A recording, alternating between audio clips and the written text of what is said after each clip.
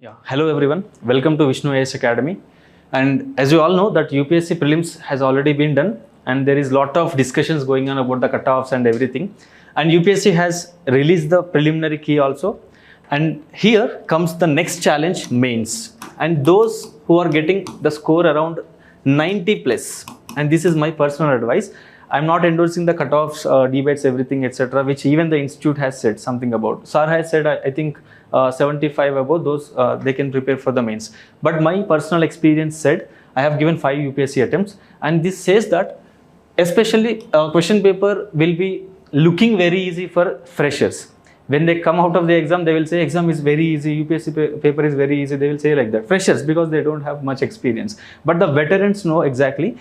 There are a lot of permutations and combinations will happen. There will be people definitely, whatever the standard of the paper, they will definitely do. There are some people are there, it's very serious candidates who have appeared for 2 attempts, 3 attempts. They have given their 100% of time and efforts. They will definitely write the best. So my advice is those who are getting around 85 and plus, irrespective of the categories, they can directly go into the mains preparation. 85 plus candidates, they can go into mains preparations.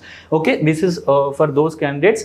This video is for them who are right now in confusion whether to start mains or not. If you are getting 85 plus, definitely you have to start the mains preparation. Okay, so this video is about the essay. Because the most neglected part in the total UPSC preparation, mains preparation, is the essay. I have seen that in Delhi also. I have taken coaching from Delhi once upon a time, 2019-20 period, and I have seen there, even in Delhi, there is no proper mentorship for essay because nobody knows what exactly essay demands and how to develop the skill of essay. So in UPSC mains, if you see the first paper 1 of mains, paper 1, first qualifying papers will be there in the mains. Paper, Telugu paper and English paper will be there. One native language you have to take and one English paper will be there. They are of qualifying nature. So only 300 marks for paper 1 and paper 2 of qualifying mark, 300 marks. But these marks, 300 and 300 of English and Telugu, they are not counted for the merit. So you need not much think about that. You can easily qualify that paper. And coming to the GS papers, the first paper 1 of GS, not GS 1, in the general studies, paper 1 is, you will see the essay. And essay weightage is around 250 marks. Almost like equal to other GS subjects. If you take GS 1, you have 3 subjects. Indian history, geography and Indian society. Combining these 3, you are getting 250 marks. But here, essay alone will give you 250 marks. So now you understood the importance of essay, right? So it is almost equal to 3 subjects. If you take GS2, you have polity, governance, international relations and social development or social justice. 4 subjects are there. But here essay alone, just one essay skill will give you 250 marks. In that sense, essay is very, very important and it will decide the rank of the aspirant. In that orientation, I have designed this class for approximately it will be for 20 to 30 minutes and I will exactly give you the practical approach, how to develop the essay skill. So this is, my idea is to get 140 plus score in the essay. 140 means combining two essays. We have to write 2 essays, right? Total 250 marks, we should get top score. The right now top score is, some persons will get around 160, 172 marks also. There are some toppers who got that score. But this is like outstanding score. But if we can give proper alignment of our skill, if we can give effort in the direction that I will go to explain that next. But if you do that, you will get around 140 plus easily in the essay. So this is like a practical orientation session. We will see how essay skill has to be developed. How to develop the essay skill. First, I will discuss about what exactly UPSC is saying about. What UPSC demanding from us in the essay paper. So what is UPSC says about essay, we will discuss. And then where to prepare. This is very important. There are no sources. There is no book for essay. How to prepare the essay and where to prepare the essay from. This is very important thing. People have a lot of confusions. So I will discuss about that. And how to improve language. Because in essay, we have to give like simple and orderly fashioned English should be there. It should not be much complex. Vocabulary should be easily understandable to the examiner. So that language development, how we can do, how to develop the language and expression, I will discuss. What are the important sources? Whether there are any books or whether there are any other sources to prepare for, that I will discuss. And how to keep subheadings and how a rough draft of the essay should be. how the structure of essay should be, that I will discuss. And then there are some things which you have to avoid in the essay. You should not do. You should not see, people will have vulnerabilities. Everybody have insecurities. They will express themselves, those insecurities, in the paper. For example, if you have rightist ideology, people will definitely have political alignments, ideological alignments, but you should not express them on the paper. You should be unbiased. You should be listening neutral. When somebody reads your essay, you should be sounding very neutral. And how to maintain that neutrality? We have to avoid some things. I will discuss about them. And how to write a powerful introduction. Introduction will definitely take the examiner to the scene that you are going to create, the essay scenes, whatever you are creating in the paragraphs. First, introduction is like a launch pad, and how to develop a powerful introduction I will discuss. And then the content of the essay, that is nothing but body, how to develop the body, and substantiating every argument. Whatever you speak in the essay, you have to substantiate it. Substantiation means you should not give rough statements without any proper data, without any proper committee recommendations or something of that kind. You should not give your own personal opinions. If you are speaking about, let us say, democracy in the essay, you should not speak whatever you want. You have to substantiate that idea of you, that argument of yours, with somebody, some political thinker or somebody that gives authoritativeness to the essay. So I will discuss how to substantiate the arguments in the essay, and finally how to conclude the essay. This is the rough structure of this presentation. And first, what UPSC says about essay. If you see this, I have taken directly from the UPSC main syllabus. If you see the main syllabus notification, essay, this is what exactly the syllabus of essay, if I can say. GS1 we have special syllabus, but for essay, UPSC has given these 4 lines, that's all. So we will see just what exactly it says. Candidates may be required to write essays on multiple topics. That means he is saying diversified topics. Generally, how essay paper looks, there is section A and there is section B, essay paper. In the section A, you will have 4 essays. In the section B, you will have again 4 essays. You have to write 1 essay from section A and 1 essay from section B. So 2 essays we have to write. For them, you will get around 250 marks. So there are 2 essays. So he is expected, he is required to write what? Multiple topics. You have to write the essay. This is what he said. Then they will be expected to keep closely to the subject. Very, very, very important statement. Whatever you write in the essay, subject of the essay, that should never be diverted from. You have to keep yourself very closely to the subject. Whatever you discuss, it should be always towards the direction of the demand of the question. That is first thing he said, UPSC notification mein. And then to arrange their ideas, he is expected to arrange their ideas in the orderly fashion. Second keyword, he is saying about keeping closely to the subject is very important. Second thing, orderly fashion. You have to write in an order. What is meant by order? It will have a logical connection between different paragraphs. Paragraph 1, paragraph 2 should not be in silos. You have to connect them. There should be some connecting line. That emotional approach, if you can say, that emotion should definitely reflect in your essays. One paragraph should smoothly transition into the second paragraph. So that's what he exactly meant when he says orderly fashion. So this has to be taken care of. And next, candidates are expected to write concisely. Concisely means to the point. Whatever you are expressing, it should be to the point. You should not beat around the bush. To the point statements. And the credit will be given. This is very, very important. Marks. Credit means here the marks. Credit will be given for effective and exact expression. Whatever you write, that should be very effective. Effective means it should impact the examiner.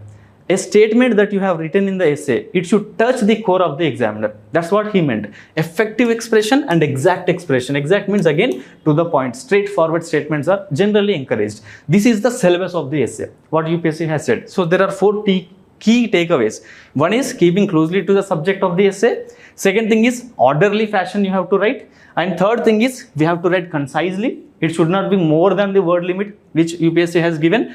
And whatever the idea that you are writing, you should be writing within 2 to 3 lines. That's all. You should not extend it further. And last one is effective and exact expressions are generally credited more. This is what UPSC says about the essay. So now we understood what UPSC is expecting from us. Now let us say how to develop the skill. How and from where we have to prepare the essay. Out of my personal experience and at the same time, I have referred to different toppers also. I have especially anthropology toppers, because those who are writing optional and scoring well generally tended to invest their time more in the essay and ethics also. This is like a topper strategy. Optional plus essay plus ethics. These will give you high score and best rank in the UPSC. So especially because I am from anthropology background, I have referred more of the toppers who got excellent score in the anthropology. I have researched on their essays also, how they are writing the essay. There is no practical relation between anthropology student and essay, but just I am telling that whatever the research that I have done. For example, there is a topper called as Anudeep Durshetty. He was 2017 topper. He was from anthropology background, but he has written excellent essays. So I have researched about these people, how they have approached the essay and have prepared all these things. He said, even these toppers like this, they said that there are some sources to prepare from. First source is reading non-fiction books. Non-fiction books. For example, there is a writer, excellent writer, Yuval Noah Harari, and he has written a book called as Homo Deus. There are 3 books of him, 21 Lessons of 21st Century, Homo Deus and Sapiens. These are the 3 books. So from this book, especially from Homo Deus, because this discusses about the future of the humankind. This book is all about future of the humankind. For example, in this book, he says about how AI, artificial intelligence, will impact the human life in future. This is an excellent theme that he has discussed in the Yuval Noah Harari, his book. And what we have to get from those books, we have to get the excellent phrases. For example, if you are writing about the technology, within the essay, if you are writing something about technology, you can directly take the key phrases from that book. So this is the source of the essay content. So reading non-fiction books, not the fiction, non-fiction books. For example, another one, Why Nations Fail.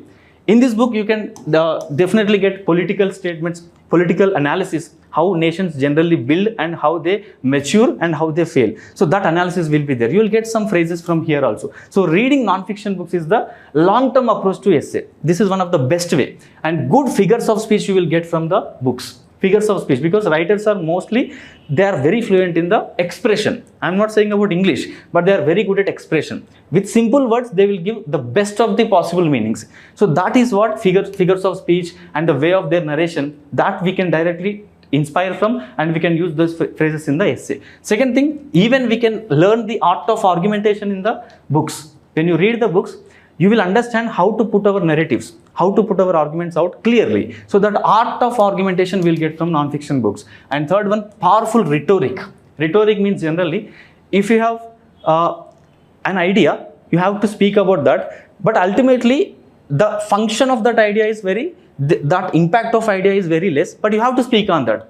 That approach is called as rhetoric. Simple ga cheppalante పెద్దగా matter అక్కడ ఏముండదు, కానీ మనం మాట్లాడాలి, దాని గురించి మాట్లాడాలి. అట్లాంటి కొన్ని టాపిక్స్ ఉంటాయి, ఎక్కువ మాట్లాడడానికి ఉండదు కంటెంట్, అయినా కానీ మాట్లాడాలి. దాన్ని మనం రిటోరిక్ అని అంటాం. అలాంటి పవర్ఫుల్ రిటోరిక్ కూడా మనం బుక్స్ నుంచి తెచ్చుకోవచ్చు, నాన్ ఫిక్షన్ బుక్స్ నుంచి. అండ్ దెన్ యూనిక్ కంటెంట్ ఉంటుంది కొన్ని బుక్స్లలో.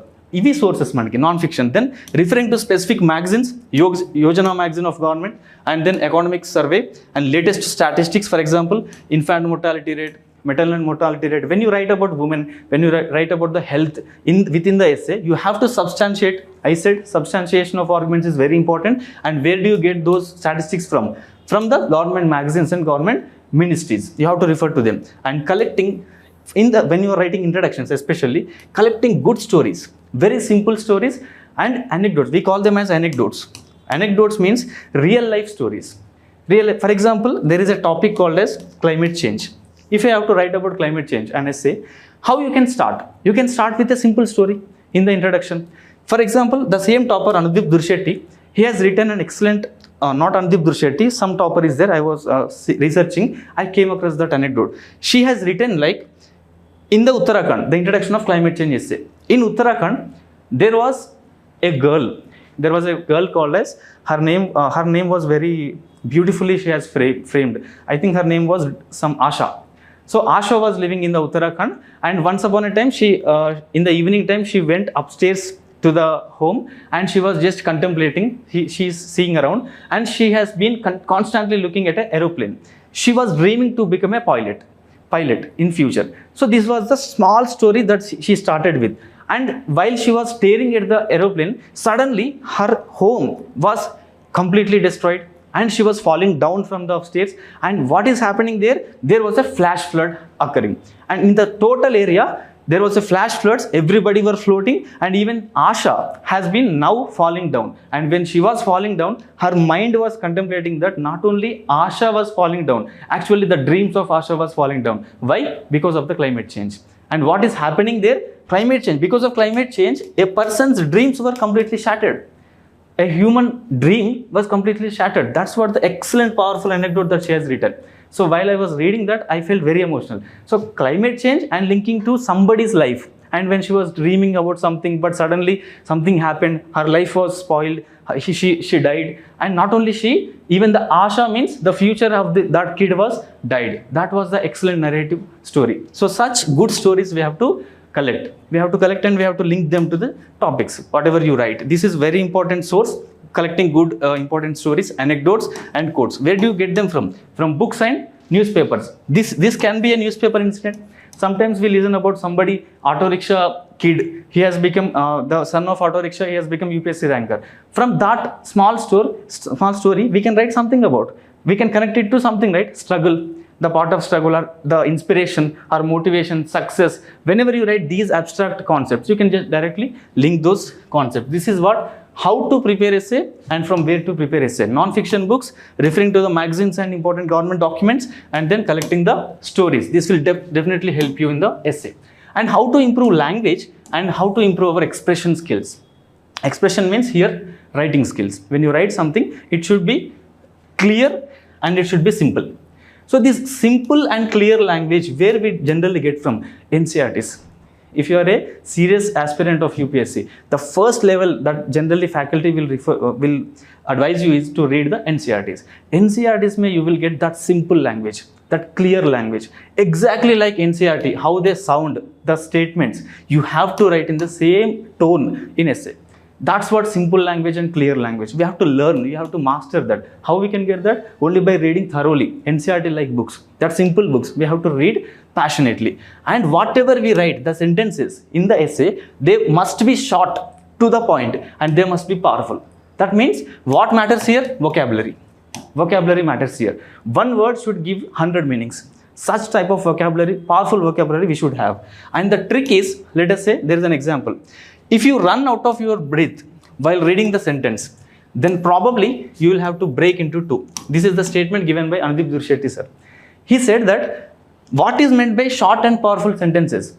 If you are reading, if you are an examiner, you are reading something which the person has written. While you are reading, if you are running out of breath, that means you are reading and reading, still there is no full stop.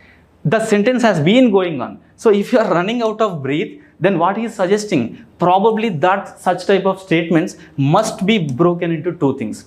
Two statements. That means simple statements. You should not elongate. You should not go on writing the one line without any full stops, without any commas. You should not go on writing. That's what he says. Simple statements. Within one line, you have to end the meaning. So that's what he says. Short and powerful statements generally are rewarded. And last, vocabulary. Coming to the vocabulary, we get from where? Non-fiction books and English newspapers. This is how you can improve your language and how you can give the best expression in the essays. Coming to the next one, how to put subheadings and how a rough draft can be prepared for the essay. Here, let us say subheadings approach. In the GS, these two examples I have given for GS subheadings. And these two examples are actually we have to use in the essays. There is a difference. In the GS, when you are writing an answer about nuclear energy, let us say, we generally put subheadings like benefits of nuclear energy, or advantages of nuclear energy, or disadvantages, normal statements, plain statements, subheadings. But when it comes to essay, if you are writing something about nuclear energy, the examiner don't expect such type of plain statements. He expects it should be somewhat thought-provoking. Whatever the subheading you write, it should be thought-provoking. So how I can write nuclear energy, is it a promise or a peril? So the meaning is same. Benefits of nuclear energy means something positive tone. Here also, promise means something positive. Promise means something positive. Na? So nuclear energy, is it a promise or is it a peril? This is the way that examiner is expecting us to write. Within the essay, this is what this examiner is expecting us to write. So where we can get these such statements? When a poet writes about nuclear energy, this is the language. So essay is expecting you to be a poet, but with GS knowledge. That's what the summary. And if you say another example, advantages and disadvantages of social media, generally we write it in the GS, such plain statements. But in the essay, you have to write like this: social media, a double-edged sword. Same meaning is same. Double-edged means, again, it have advantages and disadvantages. So this is what essay is expecting us to write, and this is what GS knowledge. So you should not put all GS knowledge in the essay. You have to turn it into, you have to morph it into some artistic form of expression. That's what essay is all about. So subheadings should be there, but they should be in the flowery language, something poetic language. This is what essay subheadings. And what you must avoid in the essay, as I have already said, there are some things you shouldn't do in the essay. What are they? Do not focus excessively only on one point. This generally happens. One theme you are very good at it. Let us say, again the same thing, one nation, one election. You are very good at it. About the democratic thought process, let us say, is authoritarianism or is democracy? Which is better? If you are writing something about that content, you are very good at one point. You know it. And you have been dragging it further and further. Such monotone should not be encouraged in the essay. So you should not focus only excessively on one point.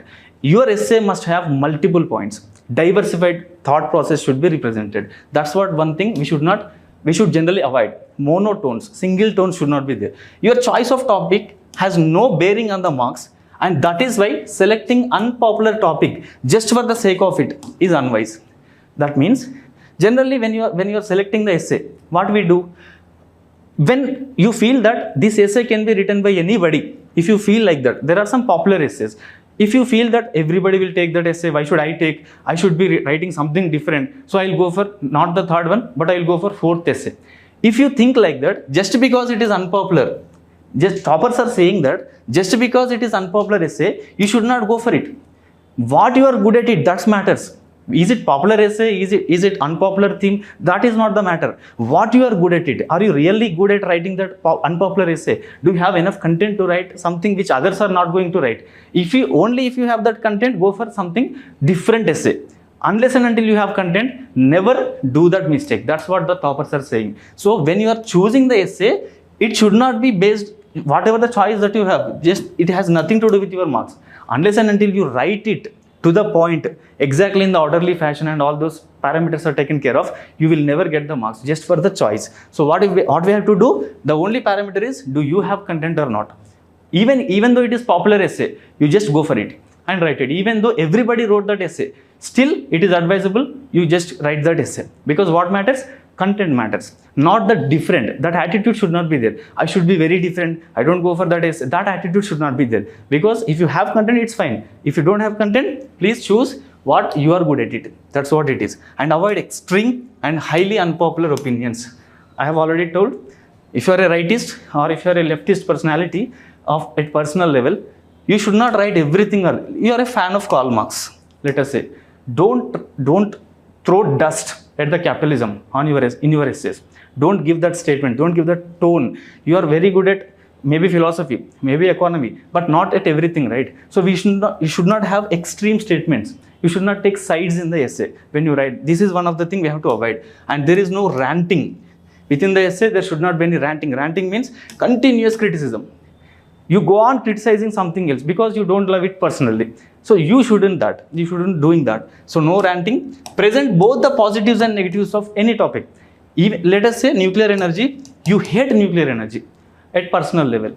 Even though you hate nuclear energy at personal level, you should definitely write the positive aspects of it and the negative aspects of it in the essay. Okay, that's the idea, no ranting. And invest equal time for both essays.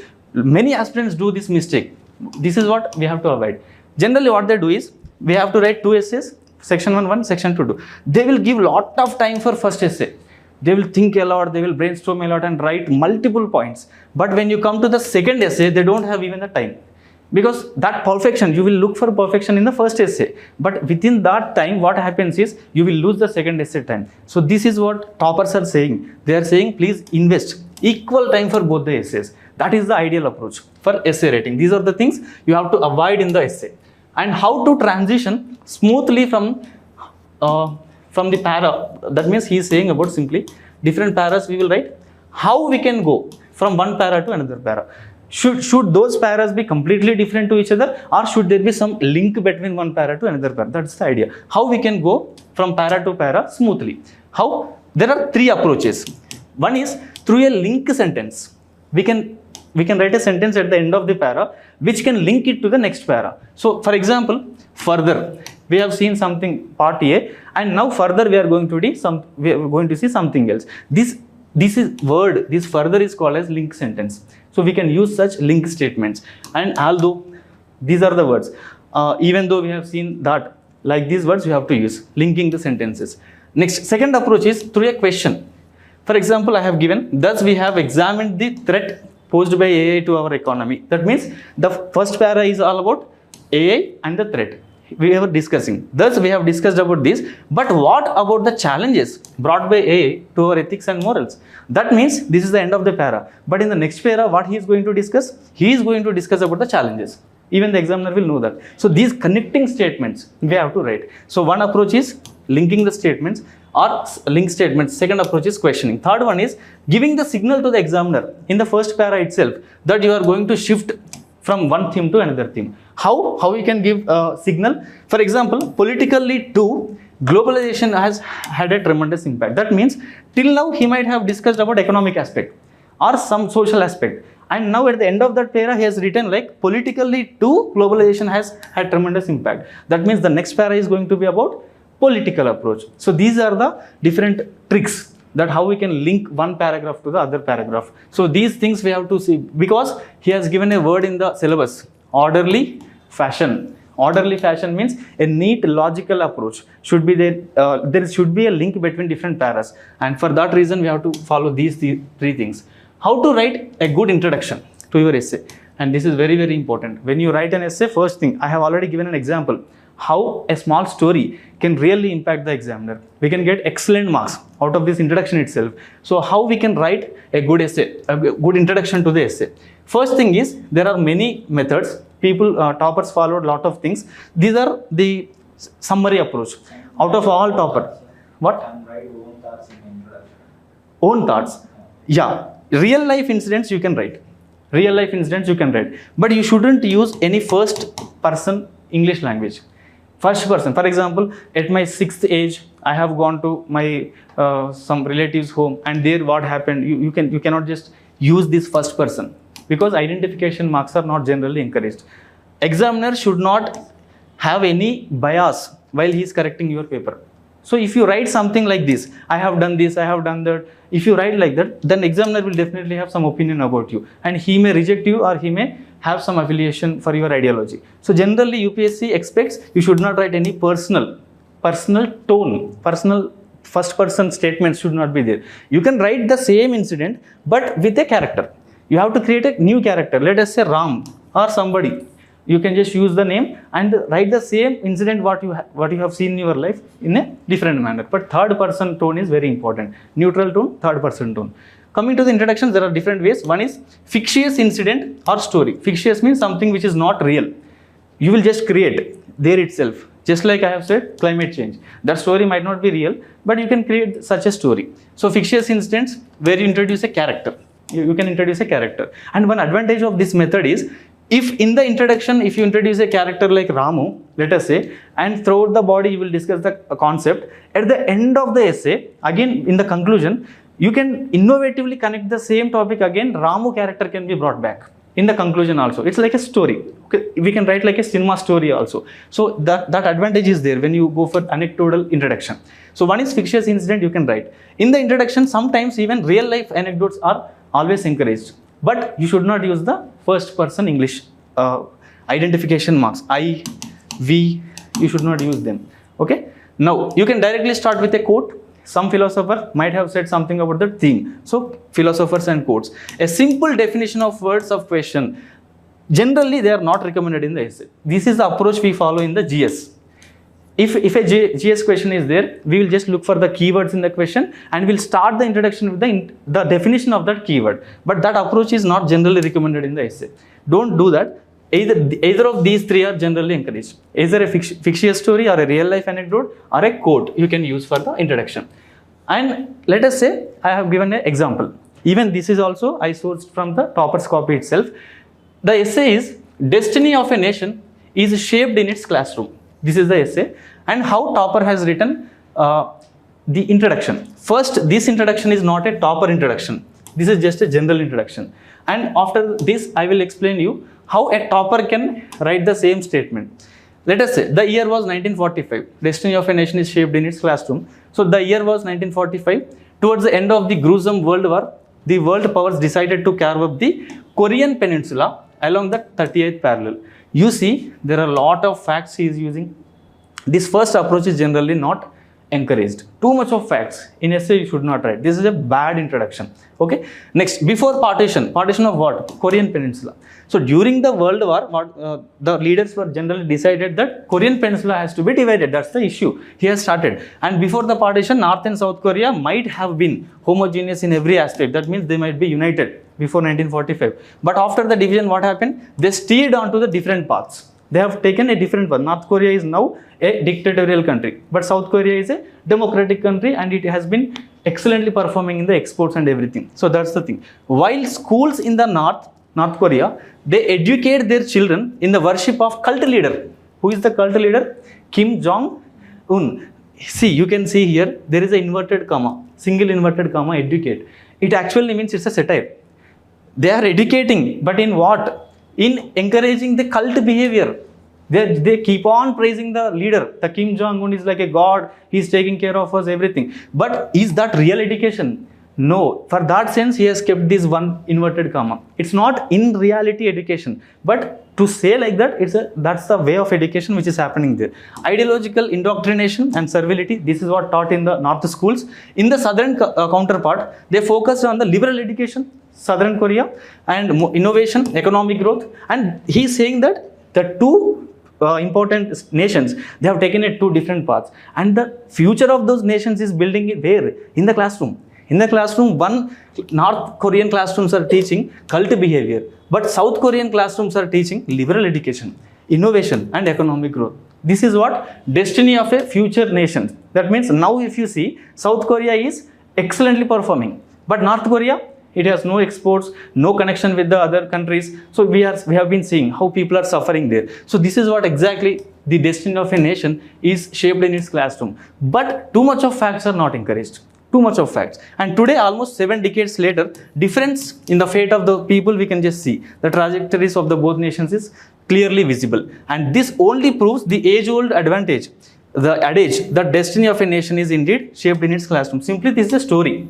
This is a story he has used to introduce the concept of destiny of a nation. The story of whom? South Korea and North Korea. So such real life stories you can use, but too much of facts, too much of jargon, technical jargon, please don't use. Next, developing the main content. That means the body. How to develop the body? There are different approaches. These are the standards. Many toppers, mostly if you see either of these approach, they will follow. First approach is temporal approach. When you're writing the body, you can use this approach. How? You can write about the themes past, whatever the theme. Let us say now the previous essay was about the destiny of a nation. Now you can choose the past examples from ancient to the medieval to the modern, how nations, the destiny was made in the classrooms, how ancient Gurukula system was there in India, and how they shaped the ancient nation's destiny, how medieval schools were there in India and how they shaped our destiny, and now how modern India is right now teaching to our children and how it might lead to in future. So such approach, temporal approach, you can use in the body framing. That means paragraph framing. Second approach is sectoral approach. Here you can use from the media perspective, how we can see that theme, from the science and technology perspective, from business, sports, religion, politics, multi-dimensional approach you can use. This is sectoral approach. And another one is walks of life, individual level. At individual level, how can you see that the same topic? At community level, at family level, professional workplace level, society, community, national, global. This is one approach while you are writing the paragraphs. One paragraph is about individual approach. For the same thing, how an individual sees that, like that. And another approach is problem and solution. First, you will discuss the concept, historical evolution, status, etc. And then you will discuss about the benefits, the problems and solutions. This is generally GS approach. In GS answers, we go for that approach. And standard is standard. Most of the toppers follow this. This is the safest way of writing the essay. What is that? Social, political, economic, administrative dimension, international, environmental, historical, scientific, and different. So multi-dimensionality matters. Whatever the different standard framework that you may choose, but what matters is multi-dimensionality that we have to use in the body of essays. Now, how to substantiate your arguments? Whatever you say, it should be definitely authoritative. Authoritative means somebody has to tell that. Maybe a government report, maybe a document, a ministry or something, but you have to quote where you are speaking from. So statistics and examples, expert opinions, constitutional provisions, they generally help you in substantiating your arguments. You can say, really women empowerment is happening in India from last 15 years. But you cannot just say like that. You have to substantiate. In what parameters? IMR, MMR, or political leadership, where you see that women are really empowering. You have to give the substantiation. That's the idea. So where do you generally get from? Statistics you get from the ministry's websites, examples you get from different books, etc. Expert opinions, that means committees, different various committees we study in the GS, and last one is constitutional provisions. They excellently substantiate our arguments. And then, I have given an example.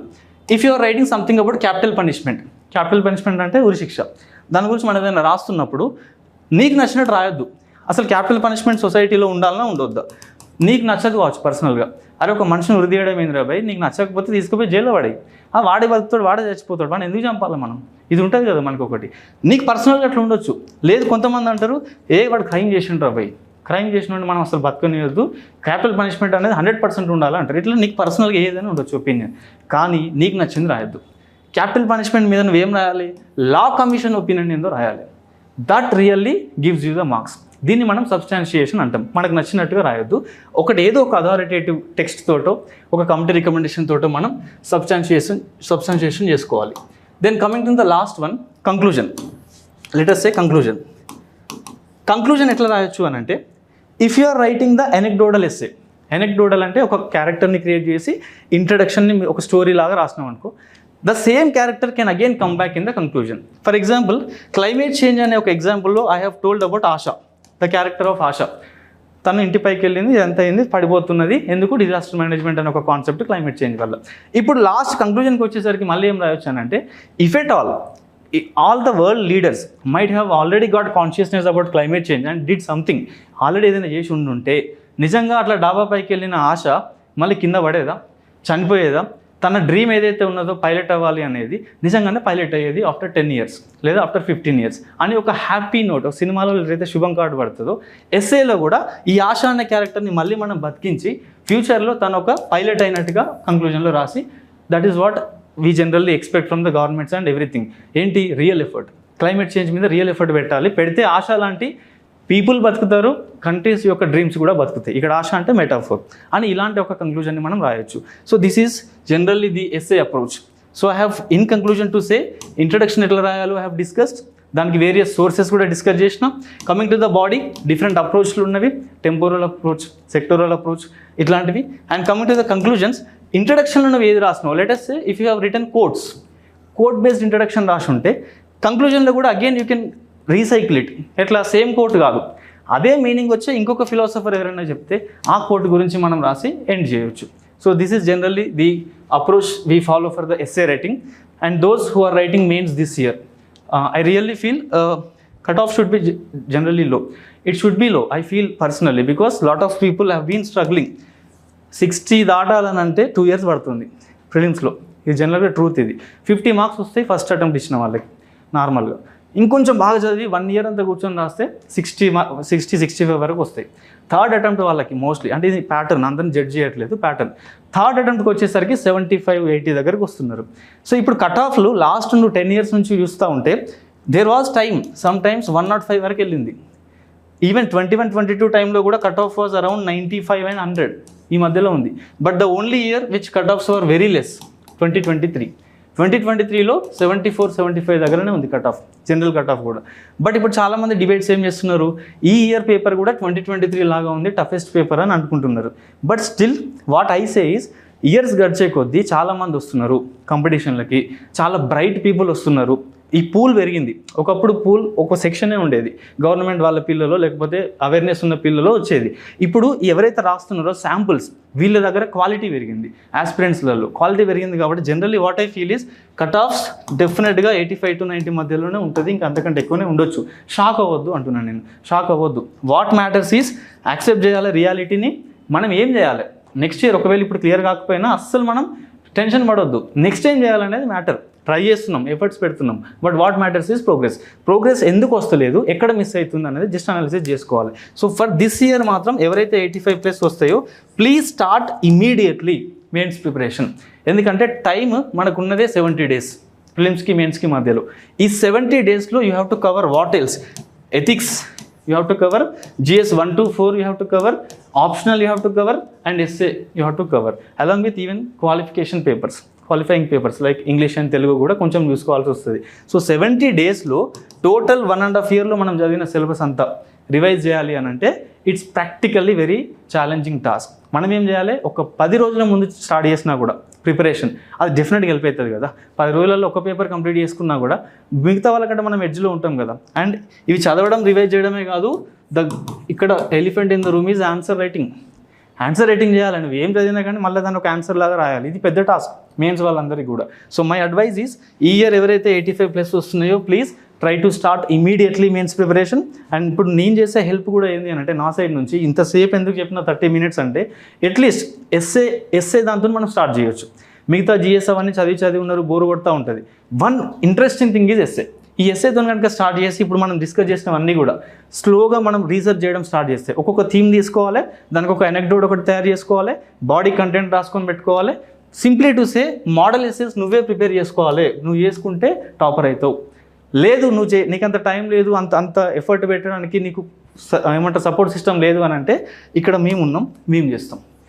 Vishnu IAS academy దగ్గర essay కూడా we're going to come up with some new program for this mains క్యాండిడేట్స్కి.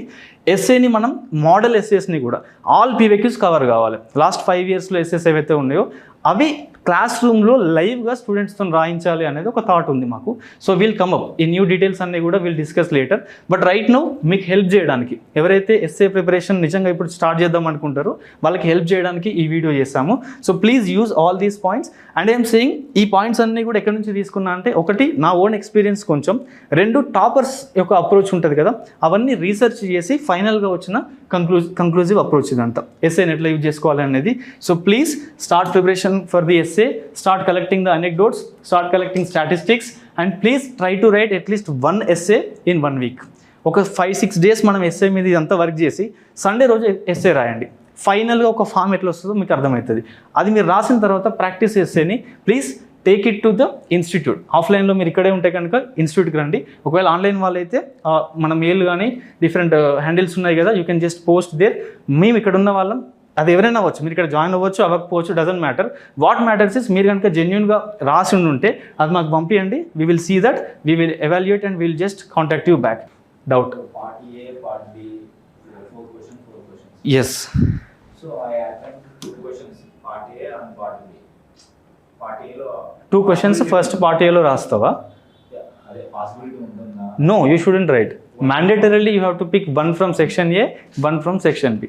And even trend కూడా చూస్తే ఎట్లుందంటే, ఒకప్పుడు GS బేస్డ్గా ఉండే SS అన్నీ కూడా జిఎస్ కంటెంట్ బేస్డ్గానే ఉండే. న్యూక్లియర్ ఎనర్జీ మీద ఒక ఎస్ఏ రాయమని ఇప్పుడు ఏపీపీఎస్సీలో అడుగుతున్నట్టు, గ్రూప్ 1లో టీజీపీఎస్లో అడుగుతున్నట్టు ఉండే జిఎస్ టాపిక్స్. ఇప్పుడు లాస్ట్ ఒక 6-7 years నుంచి 2020 నుంచి చేంజ్ ఎట్లుంది అంటే మొత్తం ఫిలాసఫీ అడుగుతున్నాడు. ప్రతి ఎస్ఏ కూడా మనం వాట్సాప్లో కొటేషన్లు పెట్టుకుంటాం కదా, అప్పుడప్పుడు మార్నింగ్ లేవగానే ఇట్లా పెడతారు కదా, అవే స్టేట్మెంట్లు వస్తున్నాయి డైరెక్ట్గా. మనం ఏదైతే అనుకుంటామో అది. For example, A life without love is nothing అని మనం ఊరికే పెట్టుకుంటాం కొటేషన్లు, అది అక్కడ వస్తున్నది. నిజంగానే యూపీఎస్సీ అదే ఇస్తున్నది, వాట్సాప్లలో పెట్టుకునేదే ఇస్తున్నారు. దాని మీద ఎస్ఏ రాయాలి. ఇప్పుడు లైఫ్లో లవ్ లేకపోతే లైఫే లేదనేది మీనింగ్ అది. ఇప్పుడు దీన్ని నువ్వు పొలిటికల్ డైమెన్షన్లో రాయాలి, దీన్ని ఎకనామీ డైమెన్షన్లో రాయాలి. లవ్ అంటే ఏంది, లైఫ్ అంటే ఏంది. సో దీన్ని మనం ఎట్లా ఇండివిజువల్ లెవెల్ నుంచి సొసైటల్ లెవెల్కి దీన్ని ఎట్లా తీసుకెళ్తాం అనేది ఇక్కడ టాస్క్. అక్కడ మన పర్సనల్ అండర్స్టాండింగ్, లైఫ్ గురించి మనకి ఎంత తెలుసు అనేది మ్యాటర్స్. డెప్త్ ఉండాలి. ఎస్ఏ రాయాలి అని అంటే మెచ్యూరిటీ ఉండాలి, డెప్త్ ఉండాలి, లైఫ్లో చాలా అనుభవించి ఉండాలి. అలాంటి పీపుల్కి కొంచెం ఎక్కువ ఎస్ఏలో ఎడ్జ్ ఉంటుంది. పర్సనల్ ఎక్స్పీరియన్సెస్ కొంచెం వేరీడ్ ఎక్స్పీరియన్సెస్ ఉన్న వాళ్ళు లోతైన డిస్కషన్ చేస్తారు, మీద చేయొద్దు. సూపర్ఫిషియల్ డిస్కషన్ కాదు, లవ్ అంటే is between 3 people 4 people batch ఉంటుంది, అట్లా కాదు. నిజంగా లవ్ అంటే ఏంది, నిజంగా లైఫ్ అంటే ఏంది, లైఫ్ ఎందుకు లవ్ లేకపోతే దానికి ఎందుకు మీనింగ్ ఉండదు, హౌ లవ్ అనే ఒక ఆస్పెక్ట్, ఒక ఎమోషన్ అనేది how it gives meaning to the life incidences, ఆ లెవెల్కి వెళ్ళి మనం డిస్కషన్ చేయాలి ఎస్ఏలో. దాన్ని పాలిటిక్స్లో, దాన్ని సొసైటీలో, ఎకానమీలో ఇంటిగ్రేట్ చేయాలి ఈ థాట్ని డిఫరెంట్ థీమ్స్లలో. So that's what UPSC is demanding. ఆ డెప్త్ ఉండాలి ఆస్పిరెంట్స్కి అనేది డిమాండ్ చేస్తుంది. అది రావాలి అని అంటే ఈజీగా రాదు. ఫిలాసఫికల్ ఎస్సేస్ అయితే ఎస్పెషల్లీ చాలా ఫిలాసఫీస్ ఉంటాయి, వెస్టర్న్ ఫిలాసఫీస్ ఉన్నాయి, ఇండియన్ ఫిలాసఫీస్ ఉన్నాయి. ఇవన్నీ తెలుసుకోవాలి కదా. నువ్వు ఏదైనా రాయాలంటే ఫస్ట్ నీకు తెలియాలి. అది తెలియకుండా ఎట్లా రాస్తాం మనం? అది తెలియాలనంటే వీలైనంత తొందర స్టార్ట్ చేసి వర్క్ చేస్తూ ఉండాలి, ఆ ఇన్పుట్స్ తీసుకోవాలి, ఎస్సేకి కావాల్సిన షార్ట్ నోట్స్ ఫిలాసఫీలను ఒక దగ్గర రాసుకోవాలి, వాటిని యూజ్ చేస్తూ ఉండాలి. ఏదో ఒక ర్యాండమ్ ఎస్సే తీసుకోవాలి, 4-5 days దాని మీద కంటెంట్ గ్యాదర్ చేయాలి, 5th-6th day రోజు దాని మీద రాయడానికి ట్రై చేయాలి. సింపుల్ మంత్ర, ప్రాక్టికల్ మంత్ర. నువ్వు పని చేయకపోతే నీకు రిజల్ట్ రాదు. అది ఎవరైనా అంతే. నువ్వు ఇలా మొదలుపెట్టు, 5 రోజుల తర్వాతనైనా నీకు రిజల్ట్ వస్తుంది ఒక ఎస్సేకి. నువ్వు మొదలు పెట్టకుండానే ఉండి యూట్యూబ్లోనే ఆడనే ఈయన టైంపాస్ చేస్తా, ఇన్స్టాగ్రామ్లో చూస్తా అంటే నీకు ఎట్లా వస్తుంది? రాదు కదా. పని మొదలు పెట్టాలి ఫస్ట్. నువ్వు కూర్చొని ఎస్సే ఉమెన్ ఎంపవర్మెంట్ అంటే ఏంది, ఎంపవర్మెంట్ అంటే మీనింగ్ ఏంది అసలు ఫస్ట్ ఆక్స్ఫర్డ్ డిక్షనరీలో చూడు, మీనింగ్ అర్థమవుతుంది. అర్థమైనాక దానికి ఎట్లా అసలు ప్రాబ్లమ్స్ ఏమున్నాయి ఇండియాలో, ఉమెన్కి ఎస్పెషల్గా ప్రాబ్లమ్స్ ఏమున్నాయి, మరి మనం ఏం చేయాలి, ఎందుకు బయటకు వస్తలేరు వాళ్ళు, పని చేయమంటే చేస్తలేరు, ఇంట్లోనే ఉంటున్నారు, అది వాళ్ళ తప్ప కాదు, సొసైటీ తప్పు. ఎందుకు? ప్యాట్రియార్కీ మైండ్ సెట్ ఎక్కడి నుంచి వచ్చింది? ఏన్షియంట్ టైంలో నుంచి ఇప్పటివరకు ప్యాట్రియార్కీ ఉంది కాబట్టి అది పోతలేదు. ఎందుకు పోతలేదు? ఇదంతా అర్థం చేసుకోవాలి కదా. అర్థం చేసుకోవాలంటే you should have that broader knowledge. Ancient time నుంచి ఇప్పటివరకు ఉన్న డిఫరెంట్ వేరీడ్ థింగ్స్ మీద మనకి నాలెడ్జ్ ఉండాలి. అది ఎస్ఏ డిమాండ్ చేస్తున్నది. అంత టైం స్పాన్లో ఉన్న ఇన్ఫర్మేషన్ నీకు తెలవాలి అని అంటే ఇప్పటి నుంచే వర్క్ చేయాలి. Early beginning is the best thing కదా. So that's what for today. వీలైనంత తొందరగా స్టార్ట్ చేయండి. మీరు రాసినవి మాత్రం ఏమైనా ఉంటే పంపించండి. And we will come up with the next essay video. And next essay వీడియోలో నేను ఏం చేస్తాను అంటే, ఇప్పుడు అప్రోచ్ ఎక్స్ప్లెయిన్ చేసిన కదా, next I will take a essay itself. ఒక పీవైక్యూ తీసుకుందాం. ఆ పీవైక్యూని క్లాస్ రూమ్లోనే ఇక్కడే దానికి ఇంట్రడక్షన్ రాస్తాం, ఇక్కడే దానికి బాడీ రాస్తాం, కంక్లూజన్ రాస్తాం. అంటే ఎట్లా చేయాలి అనే ఒక ప్రాక్టికల్ వర్క్షాప్తోనే నెక్స్ట్ వీడియోతో వద్దాం. అండ్ అప్పటి వరకు థ్యాంక్ యూ సో మచ్.